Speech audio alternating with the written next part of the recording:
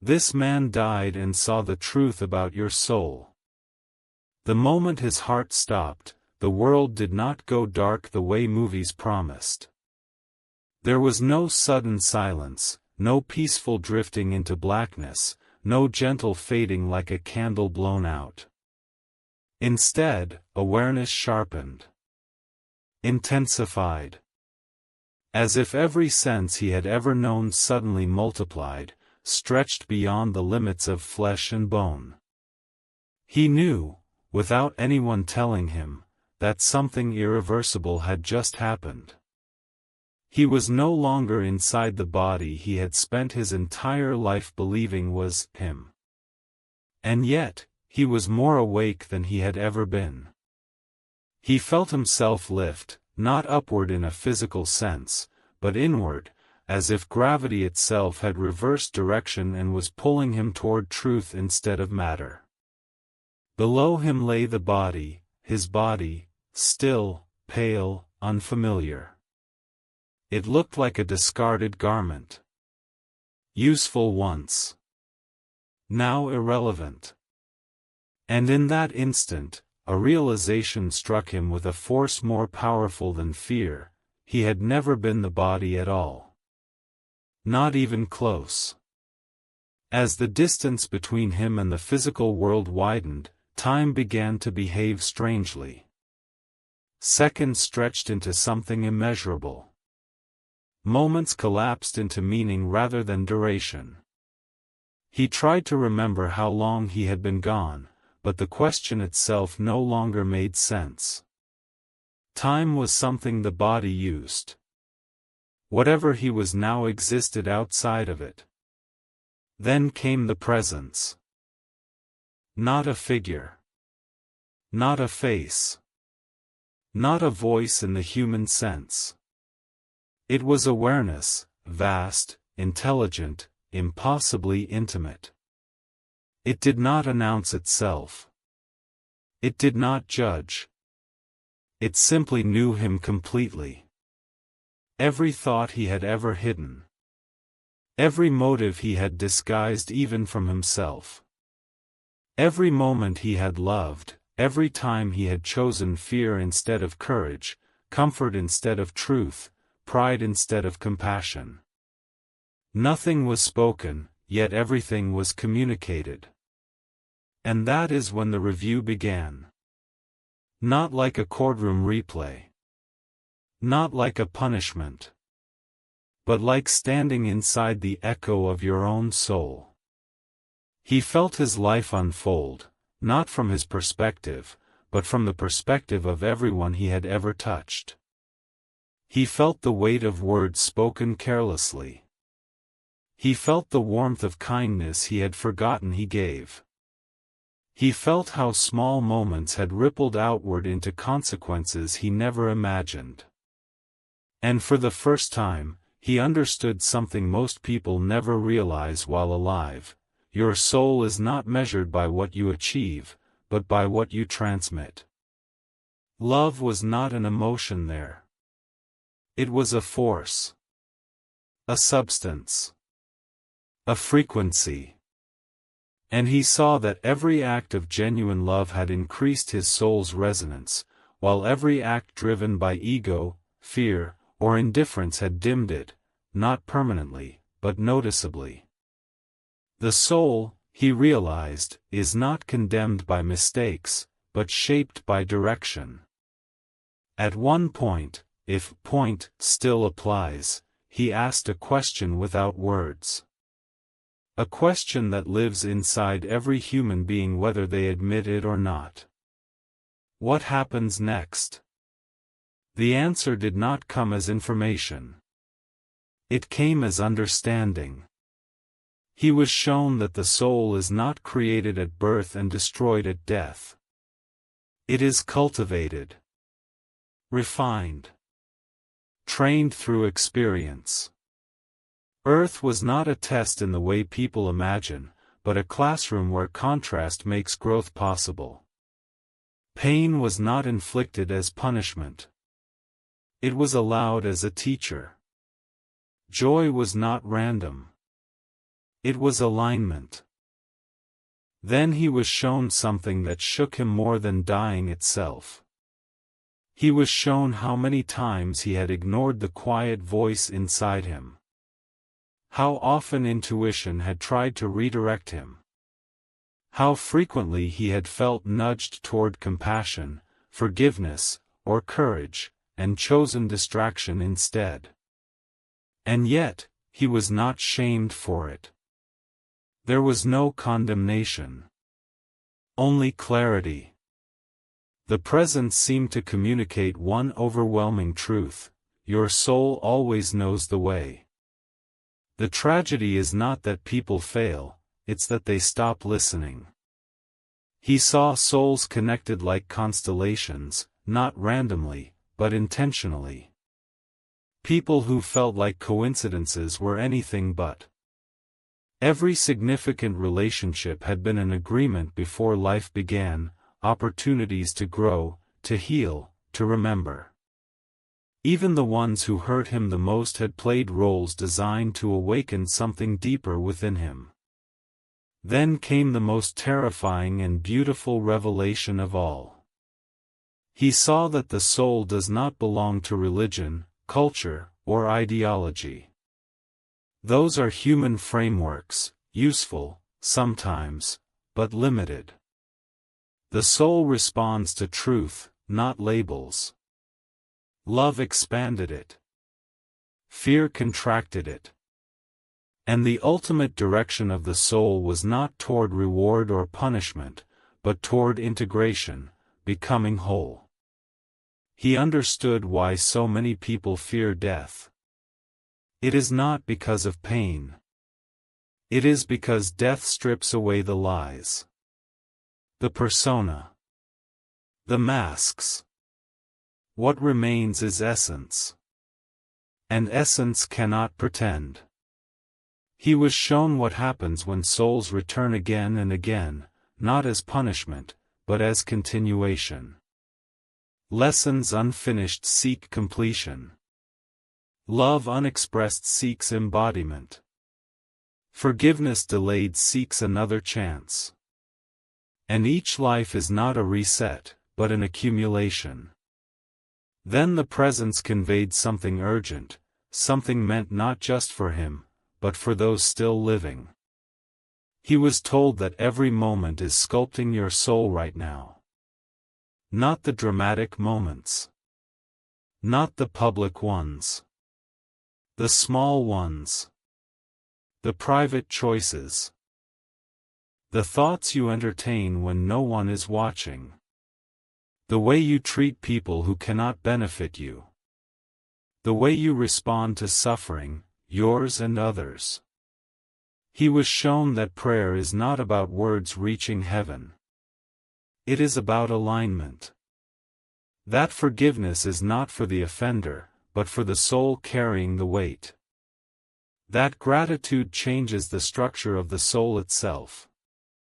That fear, when clung to, becomes a cage, and faith, when practiced, becomes movement.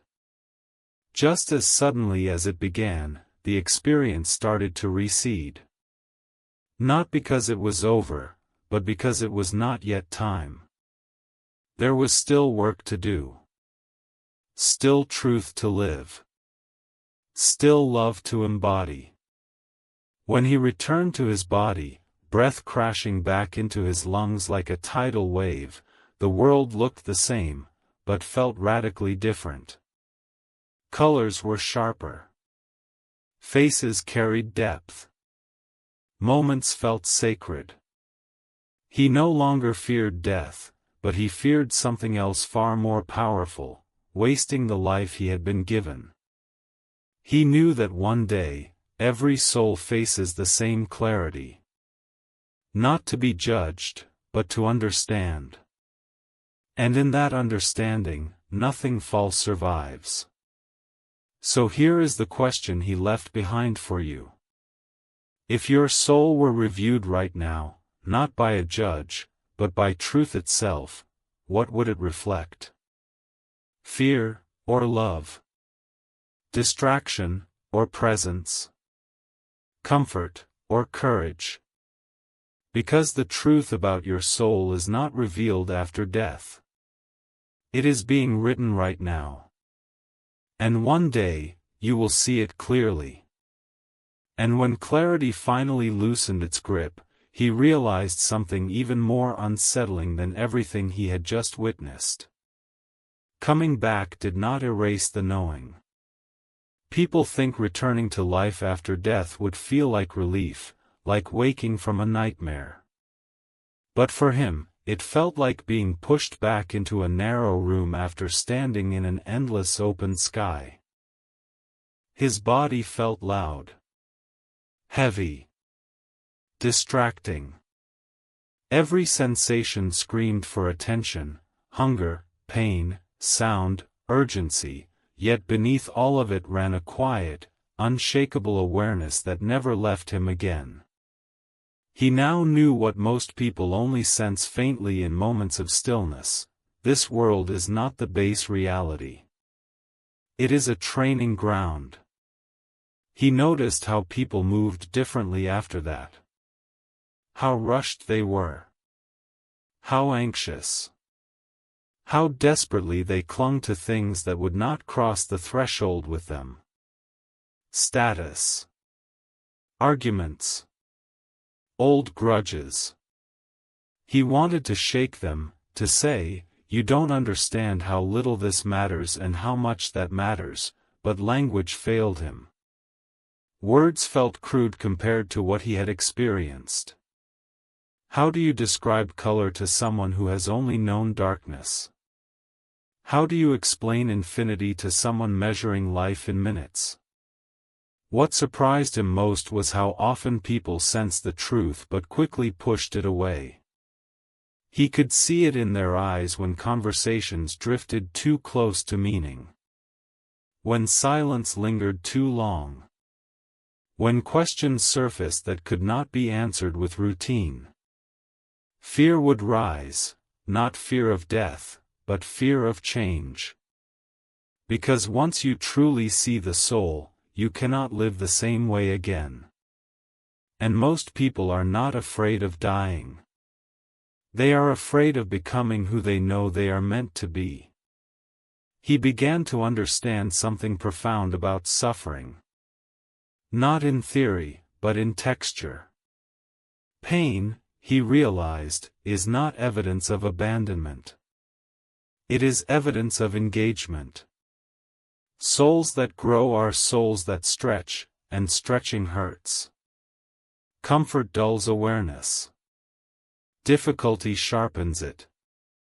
This did not mean suffering was good or desirable, but it was purposeful.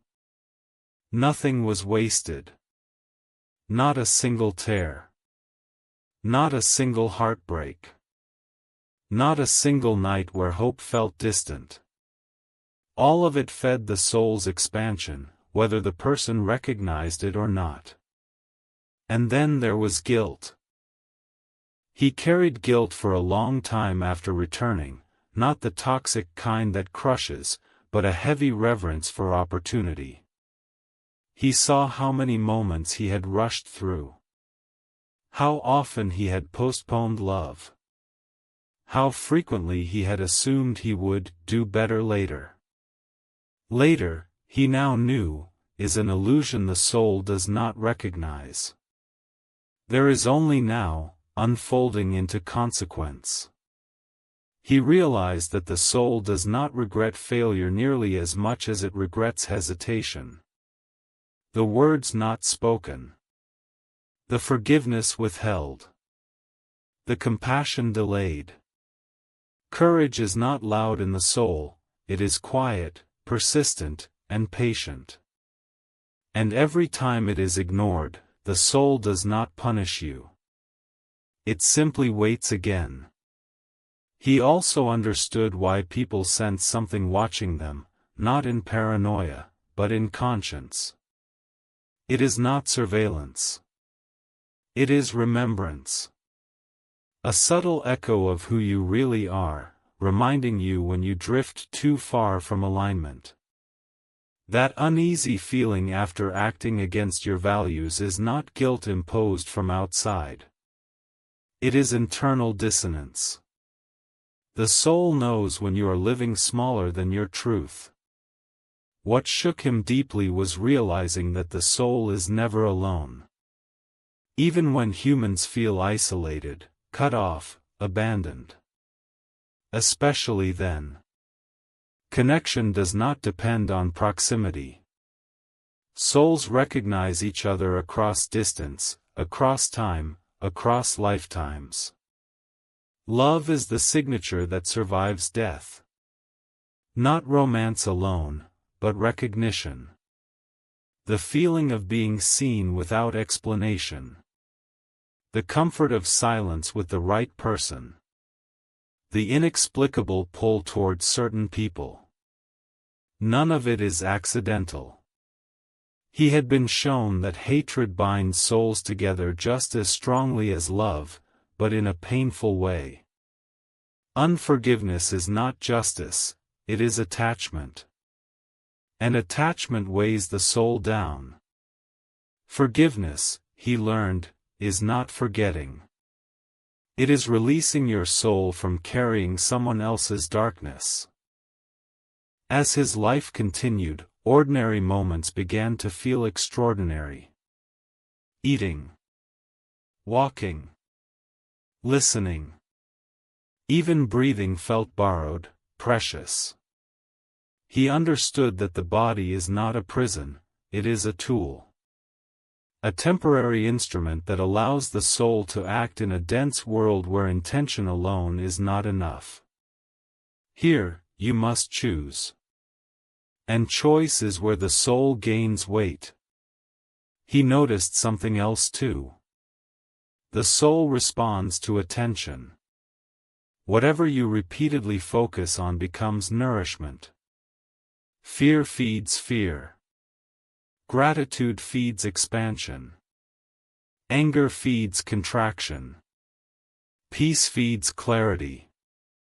This is why two people can live the same life circumstances and emerge as completely different beings. The external story matters far less than the internal response. At night, he sometimes felt that familiar stillness, the edge of what he had experienced. Not fully crossing, but brushing against it. In those moments, he remembered the final understanding he had been given before returning. The soul does not ask, "Were you perfect?" It asks, "Were you honest?" It does not ask, "Did you win?" It asks, "Did you love?" It does not ask, "Were you admired?" It asks, "Were you aligned?" And perhaps the most humbling truth of all, no soul is ever finished here. Everyone is in process. Everyone is unfinished. Judgment, he saw, is the product of forgetting this. That is why kindness matters more than correctness. Why humility matters more than certainty. Why curiosity matters more than control. Because one day, whether in stillness, in crisis, or in that final breath, clarity will come. Not as terror, but as remembrance. And in that moment, you will not wish for more time to earn more, impress more, or prove more. You will wish for more moments where you were fully present. More moments where you chose love when fear was easier. More moments where you listened to the quiet voice instead of the noise. And the truth is, you still have those moments. Right now. Every choice you make today is shaping what you will one day understand completely. The soul is not waiting for death to begin its journey. It is already traveling, through you. And the question is no longer what happens when you die. The real question is this. Knowing what your soul is becoming. How will you live next? And once that question settled into him, it never stopped echoing. He began to notice how rarely people are actually present inside their own lives. Bodies moved through routines, voices spoke out of habit, eyes scanned glowing screens, but souls drifted elsewhere, either trapped in memory or anxious about a future that did not yet exist. He understood then why so many people feel exhausted without doing much at all. When the soul is split across time, it cannot rest. Presence is not a luxury, it is nourishment. He remembered being shown that the soul experiences life the way a musician experiences sound. Every choice strikes a note. Every pattern creates harmony or dissonance. Over time, a melody forms. Some lives sound chaotic because the soul is constantly pulled in opposing directions. Others feel peaceful not because they are easy, but because they are aligned. The soul does not seek comfort. It seeks coherence. This explains something he had never been able to put into words before: why success without meaning feels hollow, why pleasure without connection feels empty, why achievement without purpose feels strangely painful. The soul does not respond to accumulation. It responds to authenticity. You can impress the world and still starve internally. You can have very little and feel deeply fulfilled. The difference is not circumstance. It is direction. He also saw why fear is such a powerful force in the world. Fear compresses the soul. It narrows perception. It convinces people that survival is more important than integrity. That fitting in is safer than standing out.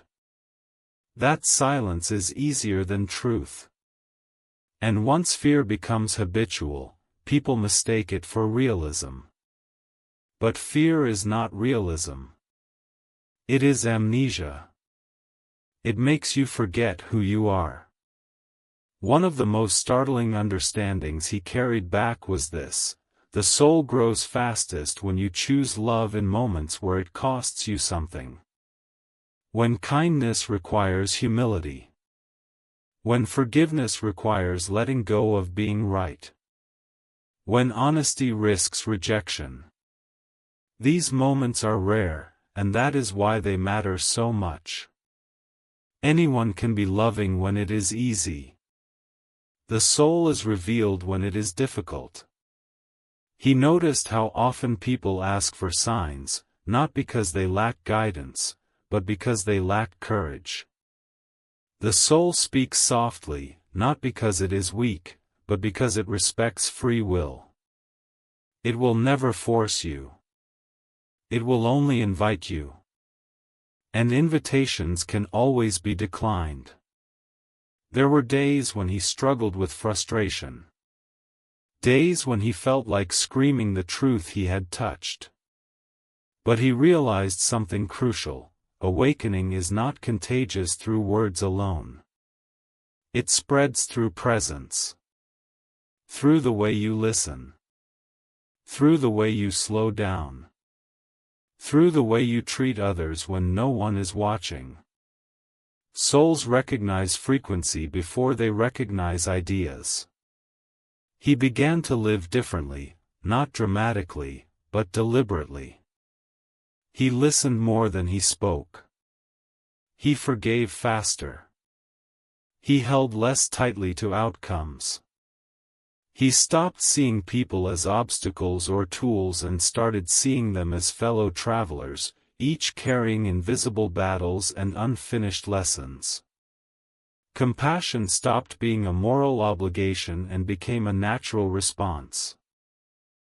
He understood now why despair feels so heavy. It is not just sadness. It is disconnection from meaning. The soul suffocates when it believes nothing matters. Hope, on the other hand, is not optimism. It is orientation. It is the quiet conviction that your choices still count, even when circumstances are dark. He remembered being shown that the soul cannot be damaged, only obscured. Trauma does not break it. Shame does not destroy it. Even hatred does not erase it.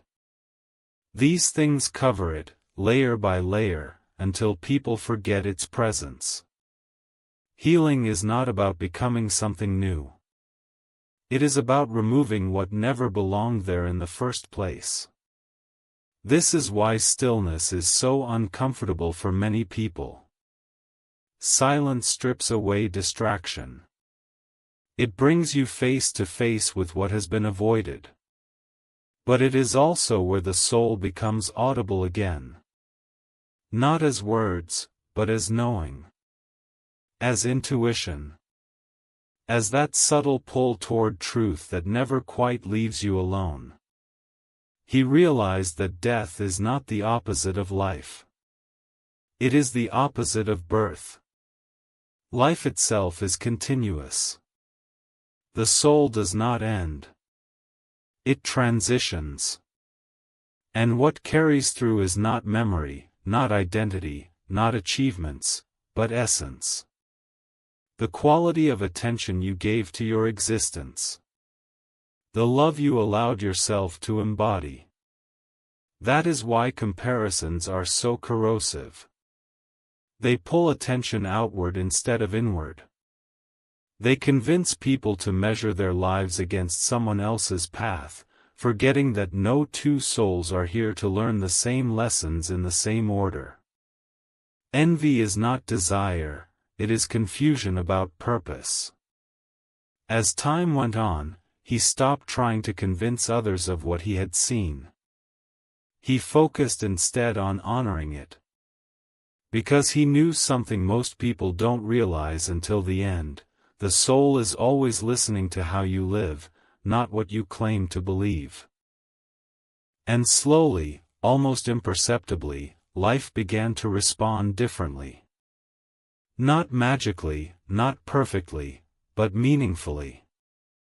Doors opened when he acted with integrity. Peace followed when he released resentment. Clarity emerged when he stopped resisting change. It was not that life became easier. It became truer. He often thought back to that moment when he hovered between worlds, when everything false fell away. And he understood now why that experience had been so overwhelming. The soul, unburdened by illusion, is vast. Honest. Powerful. And most people spend their lives barely touching it. But you do not have to die to see what he saw. Every time you pause before reacting. Every time you choose understanding over judgment. Every time you act from love instead of fear. Every time you listen to that quiet inner knowing instead of the noise around you. You are remembering. And one day, when clarity comes, whether gently or suddenly, you will not be shocked by what you see. You will recognize it. Because it has been guiding you all along. And even now, as you listen to this, the soul within you already knows exactly what this means. And that recognition, once it begins, does not fade. It deepens. He came to understand that the soul is not impressed by intensity, only by consistency. Grand gestures mean little if they are not anchored in daily awareness. A single moment of honesty repeated every day outweighs years of performance. This is why transformation often looks quiet from the outside. The soul does its most important work in places no one applauds. He noticed how easily people confuse distraction for rest. Endless noise. Endless stimulation. Endless movement. Yet the soul does not recover through escape. It recovers through integration. through moments where nothing is demanded of you except presence. That is when buried truths surface. That is when unresolved emotions ask to be seen. And that is when the soul grows lighter, not heavier.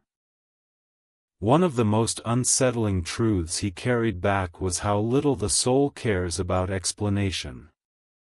People spend their lives trying to justify who they are, why they act the way they do, why their past should excuse their present.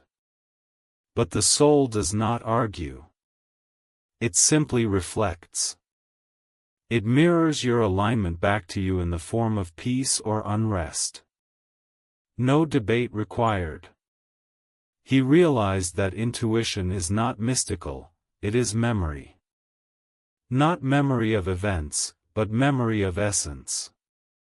A remembering of what feels aligned and what does not. This is why the body reacts before the mind catches up. Tightness. Expansion. A subtle yes or no. These signals are not random. They are ancient. He also understood why people fear silence at night. When the world quiets, the soul steps forward. Regrets surface. Longings whisper.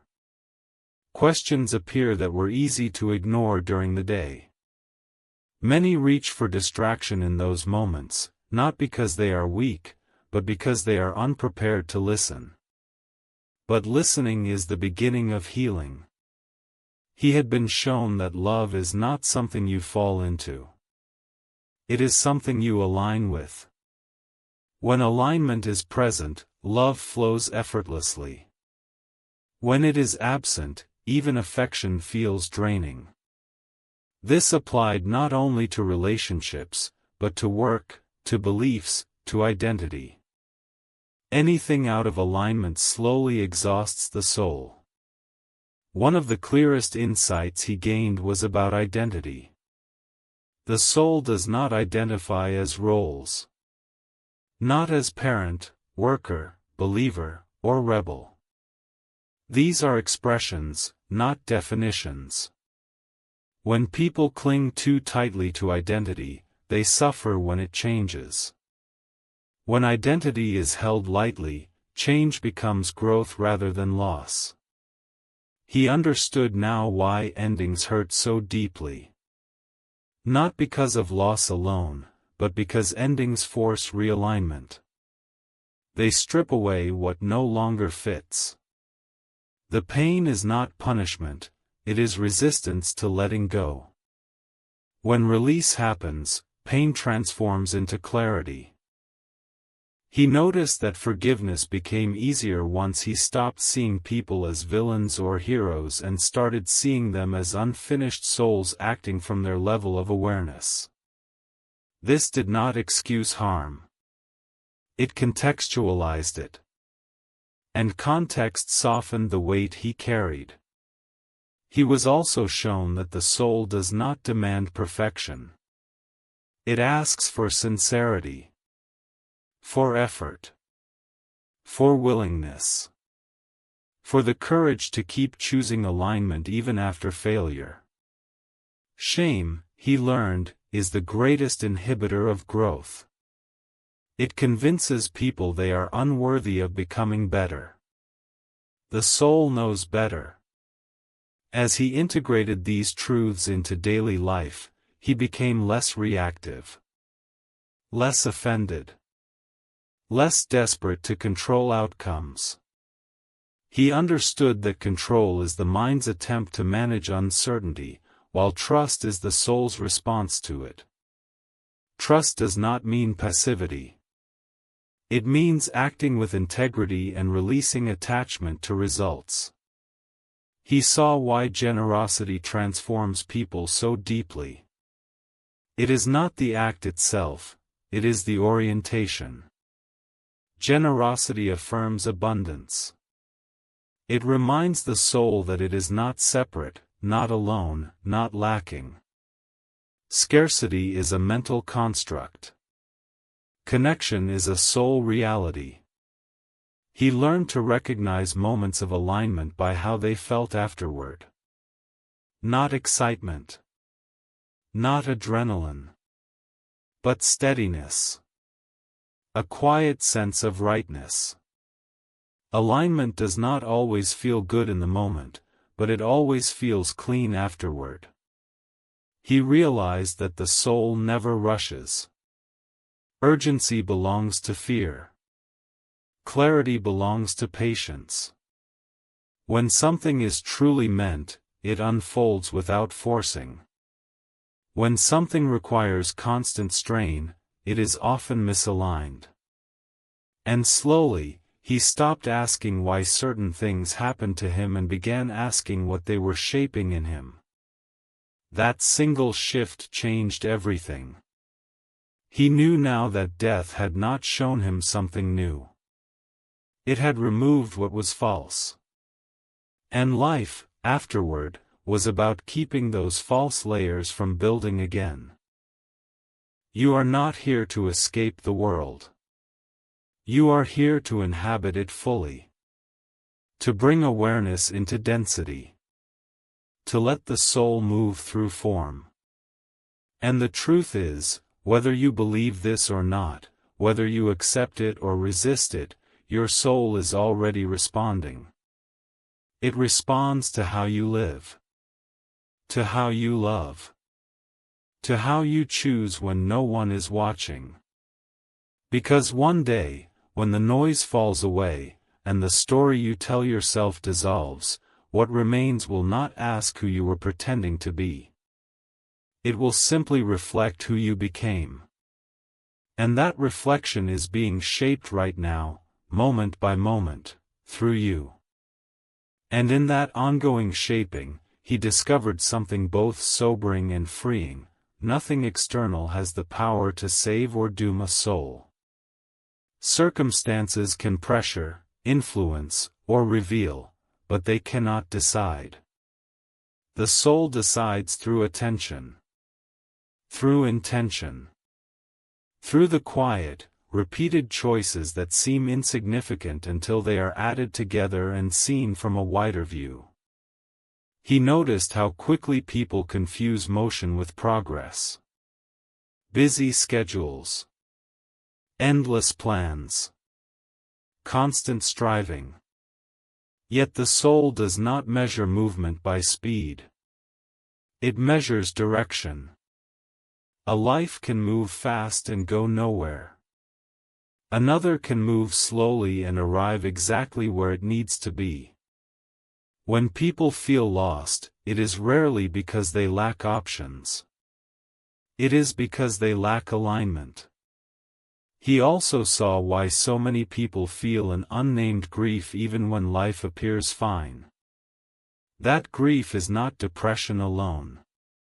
It is homesickness for meaning. A subtle awareness that something essential is being neglected. The soul remembers wholeness even when the mind forgets it. That memory expresses itself as longing. What surprised him was how gentle the process truly is. No lightning strikes. No cosmic threats. Just constant invitation. The soul does not shout because it does not need to compete. It waits. It trusts time. It knows that eventually, everyone pauses long enough to hear it, whether through stillness, suffering, love, or loss. He understood then why people who face hardship often become either bitter or deeply compassionate. Suffering strips away illusion. What remains depends on what the person clings to. Resistance hardens. Acceptance refines. The same fire that destroys one thing purifies another. He became acutely aware of language. How words shape reality. How speaking kindly alters inner landscapes. How harsh words linger long after they are spoken. The soul does not interpret tone, it absorbs intention. This is why apologies without sincerity feel empty, and why simple words spoken with truth can heal something that has been wounded for years. He recognized that the soul is not fragile, but it is sensitive. It responds to authenticity the way the body responds to nourishment.